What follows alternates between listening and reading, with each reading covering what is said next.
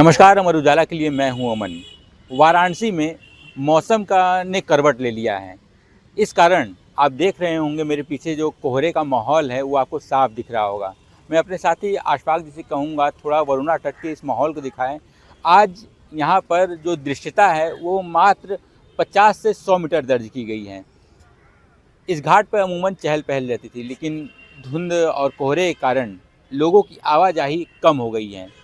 धूप को भी हम एक बार कहीं दिखाने के लिए आज सूरज भी सिर्फ चमक रहा है, जो धूप में गर्माहट होती है वो नहीं दिख रही है।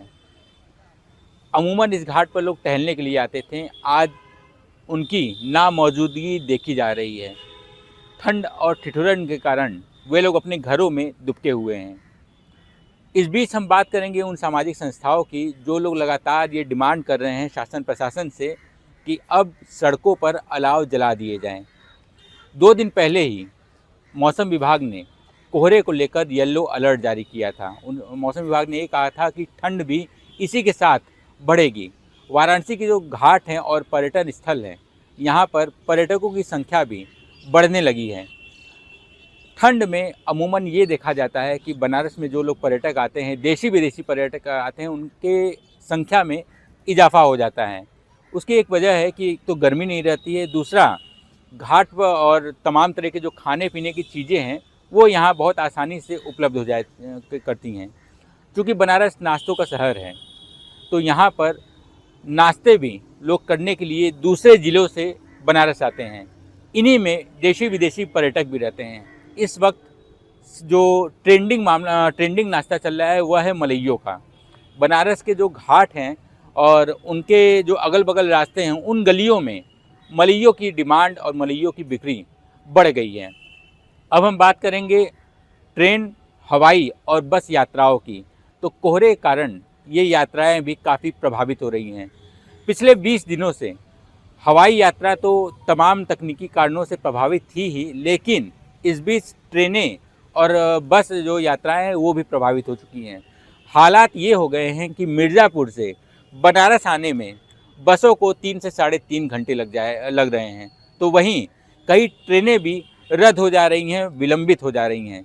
इस कारण यात्रियों को काफ़ी परेशानियों का सामना करना पड़ रहा है।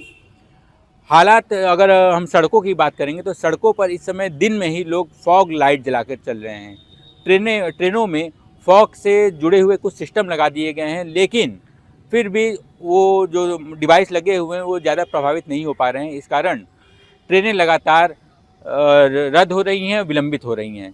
हम अपने साथी से एक बार कहेंगे कि एक बार आखिरी में चलते चलते इस माहौल को दिखा दें। जो वरुणा तट पे माहौल है, कोहरे का माहौल है, आप खुद देख सकते होंगे कि इस पार से उस पार भी देखने में दिक्कतें हो रही हैं। मौसम विभाग के अनुसार लगभग 50 से 100 मीटर तक की दृश्यता ये है। गाँवों में ये दृश्यता और कम हो गई है। जी, अपना नाम बताएं। जी, मेरा नाम है दामू लाल। कहाँ के रहने वाले हैं? कचहरी, गोलघर कचहरी। प्रतिदिन वरुणा तट पे आते हैं? प्रतिदिन आता हूँ। आज कोहरा देखा जा रहा है, क्या माहौल है आपके हिसाब से? माहौल ये है कि भैया बहुत सन्नाटा है, ठंडा पड़ा हुआ है, आदमी आवागमन कम हो गया है, आदमी मजबूरी है, बेबस पड़ा हुआ है, ठंडा है, कोहरा है, दिखाई नहीं पड़ रहा है, आदमी इसीलिए आवागमन नहीं है।